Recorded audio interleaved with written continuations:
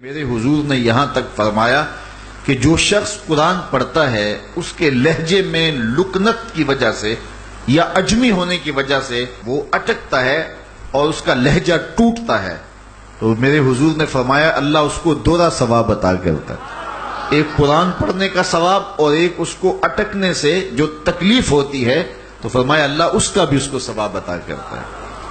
اور فرمایا یہ وہ پاکیزہ کتاب ہے کہ اگر تمہارا رب سے باتیں کرنے کو جی چاہے تو قرآن کھول کے بیٹھ جاؤ، یہ رب سے ہم کلام ہونا ہے، یہ اپنے رب سے گفتگو کرنی ہے۔ میرے حضور نے فرمایا کہ قرآن اللہ کی وہ لٹکتی ہوئی رسی ہے جس کا ایک سرا تمہارے ہاتھ میں ہے، دوسرا سرا تمہارے رب کے ہاتھ میں۔ تو خوش نصیب ہیں وہ لوگ جو اس کتاب کے ساتھ جڑ جاتے ہیں اور وہ دھرتی، وہ مقام، وہ جگہیں فیروز بخت ہیں کہ جہاں قرآن مجید کی تلاوت ہوتی ہے۔ گھروں کو قبرستان نہ بناؤ، گھروں میں نوافل ادا کرو اور قرآن مجید کی تلاوت سے اپنے گھروں کو آباد کرو۔ اگر گھر میں روزانہ کی بنیاد پہ قرآن مجید کی تلاوت کا معمول بن جائے تو پھر کوئی جن، کوئی بھوت، کوئی آسیب اور کوئی بدرو آپ کو تنگ نہیں کر سکتی۔ جہاں قرآن کی تلاوت تسلسل کے ساتھ ہوتی ہوگی وہاں جن نہیں ہوگا، وہاں ٹونے نہیں ہوں گے، وہاں جادو نہیں ہوگا، وہاں سایہ نہیں ہوگا، وہاں رحمت الہی کا سائبان تان دیا جائے گا۔ جہاں قرآن پڑھا جائے وہاں نزول باران ہوتا ہے، رحمتوں کی برسات ہوتی ہے۔ اور پھر اگر یہ جگہ اللہ کا گھر ہو، مسجد ہو، تو پھر تو دوہری برکت ہو جائے گی نا۔ وہ میاں صاحب نے کہا تھا نا کہ دودھ اندر جے کھنڈ رلائیے تے مزہ ہو جاوے دونا، کہ دودھ خود بھی میٹھا ہوتا ہے، اس کے اندر اگر چینی بھی شامل کر لی جائے۔ یہ روشنیوں کا منبع ہے، یہ مصدر ہے اجالوں کا۔ اس کتاب سے اتنی روشنیاں پھوٹتی ہیں کہ زندگی کے سارے اندھیرے ختم کیے جا سکتے ہیں۔ یہ طمانیت قلب کا سبب بھی ہے، یہ روح کے اجالوں کا سبب بھی ہے، یہ کتاب زندگی ہے، کتاب حیات ہے۔ اس کے بتائے ہوئے اصولوں کے مطابق اگر زندگی بسر کریں گے تو یہ زندگی بھی خوبصورت ہوگی، اور اس زندگی کے بعد ایک اور شروع ہونے والی زندگی ہے، وہ زندگی بھی خوبصورت ہوگی۔ قرآن قبر میں چراغاں کرے گا، قبر میں روشنیاں دے گا، قبر میں اجالا کرے گا۔ اس کتاب کے اندر ایسے ایسے شفا کے نسخے رکھے گئے ہیں کہ ہماری زندگی کے روز مرہ مسائل کا حل ہے۔ مثال کے طور پہ آج کل ہر بندہ معاشی طور پہ پریشان ہے، تو سورہ واقعہ صرف 3 رکوعوں پر مشتمل ہے۔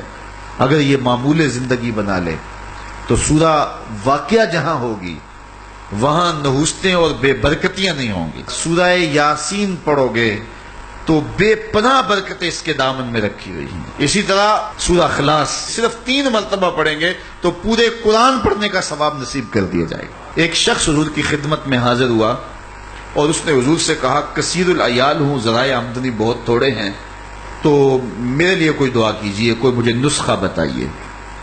تو آقا کریم نے اس کو جو نسخہ بتایا سنا، فرمایا جب گھر جائے تو گھر والوں کو السلام علیکم کہہ دیا کرو۔ یہ کتنا سوکھا نسخہ ہے اور کتنا اچھا وظیفہ ہے، گھر والے بھی خوش، اللہ رسول بھی خوش۔ اس کے بعد ایک مرتبہ سورہ اخلاص پڑھ لیا کرو، غربت توڑ نسخہ۔ جب بھی گھر جاؤ السلام علیکم، اس کے بعد ایک مرتبہ سورہ اخلاص۔ اور میرے حضور نے فرمایا کبھی ایسا ہو کہ تو گھر جائے، گھر میں کوئی بھی موجود نہ ہو، تو فرمایا عمل چھوڑنا نہیں، فسلم علیہ، پھر مجھے سلام کہہ دینا۔ وہ اپنے نام لیواؤں کو تنہا چھوڑتے کب ہیں، جہاں ہم دم نہ ہو کوئی وہاں سرکار ہوتے۔ وہ کہتے ہیں میں عمل شروع کر دیا، گھر جاتا السلام علیکم، اس کے بعد السلام علیکم کے بعد میں سورہ اخلاص ایک بار پڑھ دیتا۔ اس عمل کی برکت سے میں نے تو امیر ہونا ہی ہونا تھا، میرے ہمسائے بھی امیر ہو گئے، میرے ہمسائے بھی امیر ہو گئے۔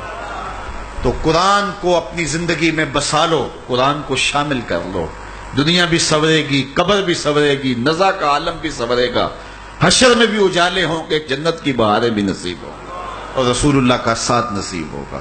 تو اس کتاب سے جڑو، اس کو ورق ورق پڑھو، اس کو حرف حرف پڑھو، اس کو رکوع رکوع پڑھو، اس کا ایک ایک آیت ممکن ہو تو ایک ایک آیت روز پڑھ لو، اور اس کو ترجمے اور تفسیر کے ساتھ، توضیح کے ساتھ، شان نزول کے ساتھ اس کتاب اللہ کی تلاوت کا معمول بناؤ۔